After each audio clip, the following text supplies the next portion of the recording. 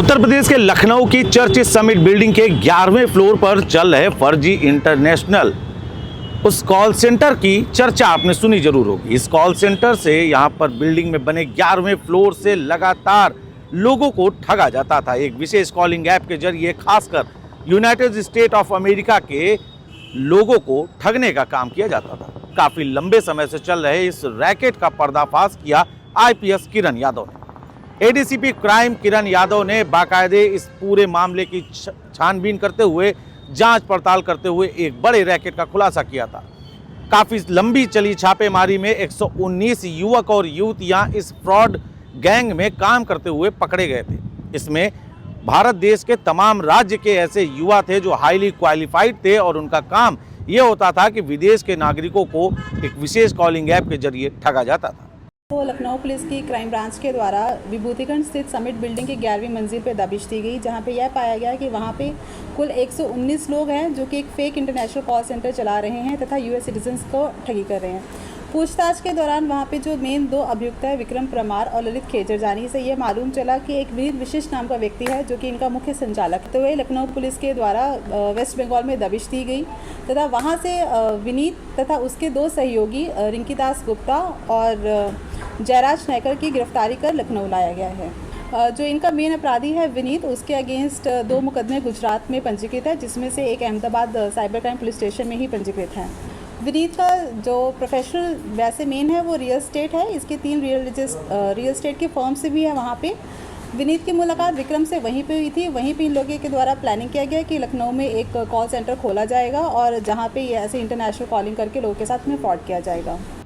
इसमें गिरफ्तारियां भी हुई, पुलिस ने खुलासा भी किया था, लेकिन इस पूरे प्रकरण में कहीं ना कहीं जो मुख्य आरोपी था वो पुलिस की पकड़ से दूर था। लेकिन इस पूरे घटनाक्रम को लेकर, इस पूरे ऑपरेशन को लेकर आईपीएस किरण यादव जिस तरीके से इसको लीड कर रही थी, उन्होंने कहीं ना कहीं ठान रखा था कि इस पूरे प्रकरण में मुख्य आरोपी की गिरफ्तारी जरूर होनी। पुलिस ने मुख्य आरोपी विनीत के ऊपर 25,000 रुपए का इनाम भी घोषित किया था, लेकिन वो पुलिस की पकड़ से दूर था।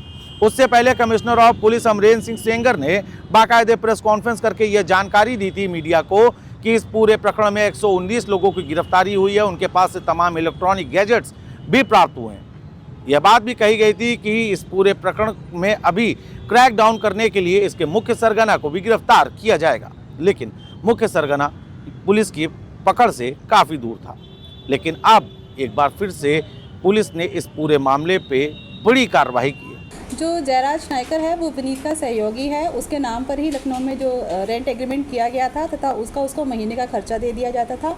इसके अलावा वो विनीत के सहयोगी के तौर पे काम करता था। उसका रियल एस्टेट का बिजनेस जो है वो सुपरवाइज किया करता था।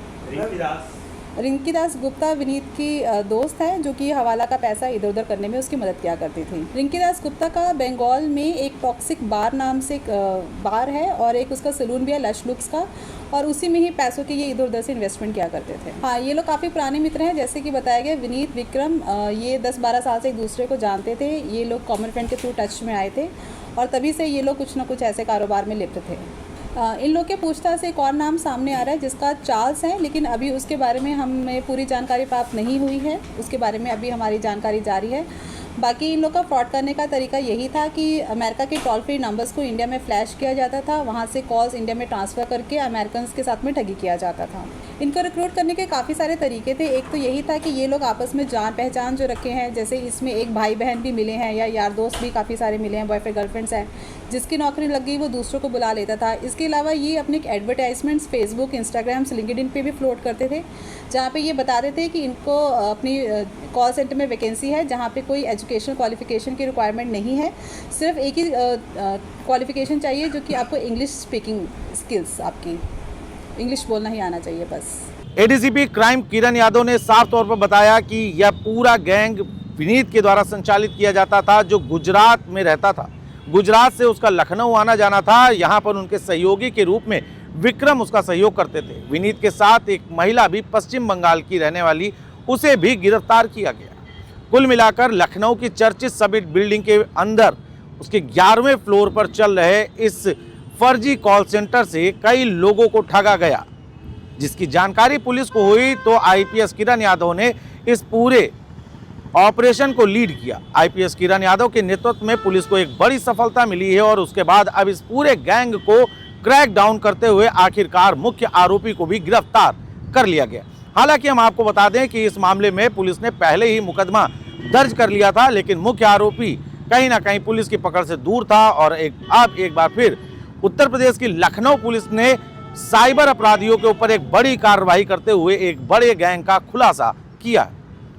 राहत की बात यह है कि उनका मानना है, अधिकारियों का मानना है कि इस तरीके की कार्रवाई से साइबर अपराधियों के हौसले पस्त होंगे और आने वाले समय में साइबर अपराध पर लगाम लगाने की भरसक कोशिश की जाएगी। सहयोगी शिवांशु पटवा के साथ एशियन न्यूज के लिए लखनऊ से मैं नितेश मिश्रा।